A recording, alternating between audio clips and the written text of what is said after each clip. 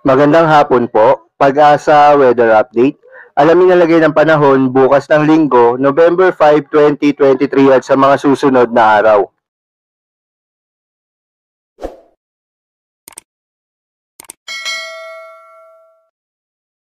Update muna tayo sa lagay na ating panahon ngayong araw ng Sabado, November 4, 2023.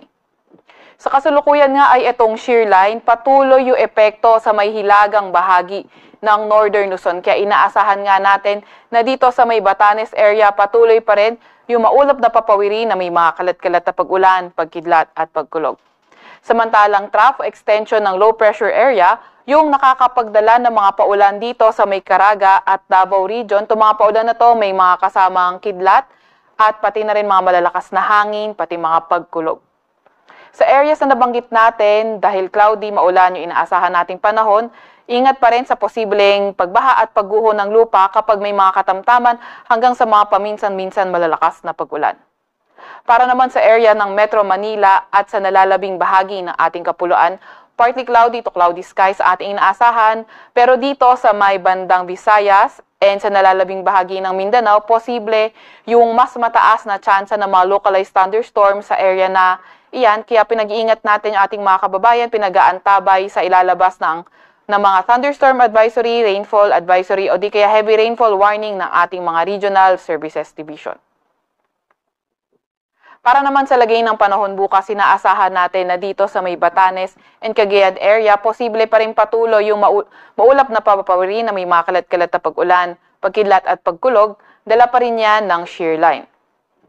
Sa Metro Manila naman at nalalabing bahagi ng Luzon, partly cloudy to cloudy skies pa rin yung inaasahan natin, pero may mga tsansa pa nga rin ng mga localized thunderstorms.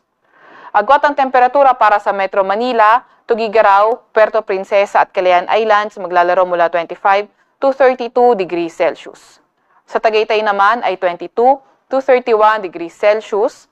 Sa may Legazpi ay 25 to 33 degrees Celsius. Sa may Baguio 17 to 24 degrees Celsius at sa Lawag ay 24 to 33 degrees Celsius.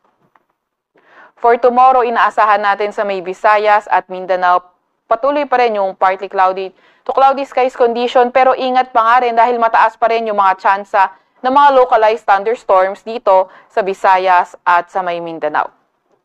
Agwat ang temperatura sa Cebu at Tacloban maglalaro mula 26 to 32 degrees Celsius. Sa may Cagayan de Oro at Zamboanga naman ay 24 to 32 degrees Celsius. Sa may Iloilo, 26 to 31 degrees Celsius at sa Davao ay 25 to 32 degrees Celsius.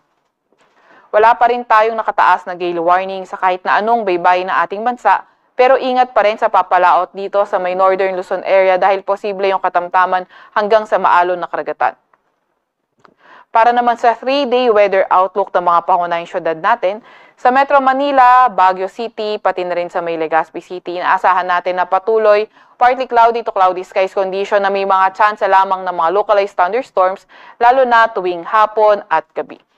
Agwat ang temperatura sa Metro Manila maglalaro mula 25 to 32 degrees Celsius. Sa Baguio City naman ay 16 to 25 degrees Celsius. Sa Legazpi ay 24 to 33 degrees Celsius.